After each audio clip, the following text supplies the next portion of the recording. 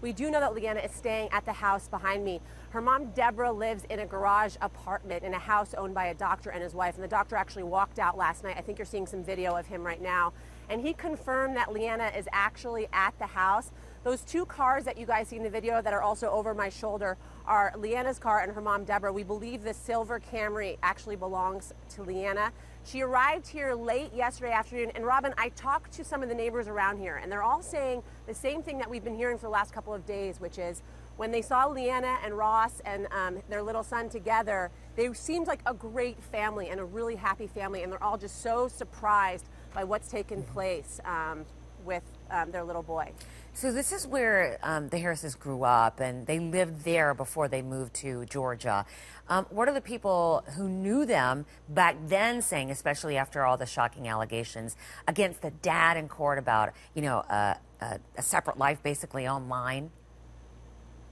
So yesterday we went to Leanna and Ross's old home, which is in a suburb of Tuscaloosa. And I spoke to a guy named Abraham Burton. They actually lived next door to Ross and Leanna for 5 years. They would barbecue together and all of that sort of thing. And Abraham actually told me that Ross made him feel guilty about his own efforts as being a father, because Ross played with Abraham's kids so often that he actually made him feel guilty. But he also said the details that emerged in the trial last week, in the hearing last week, made him question the guy that he thought he knew for 5 years, and that his opinion had changed since the details had first emerged as to what happened to little Cooper. There's one other thing that we talked about, which I thought was really interesting, which was about the insurance policy. I asked Abraham if he had an insurance policy on his children, and he actually said he did. And the reason why is they live paycheck to paycheck. And if something had happened to him or his children, he wanted to make sure that the family was taken care of, Robin. Taken care of, do we mean in terms of like a burial or something horrible like that if somebody had passed away? I think we all...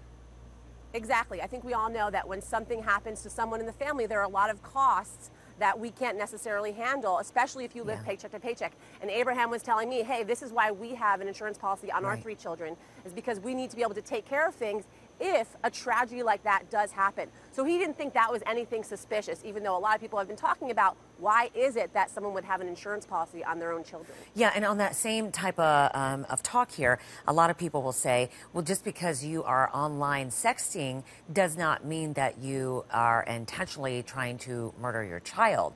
So obviously police must feel like they have other evidence here as they work to see how hot the car got and look for other evidence. Yasmin, thank you.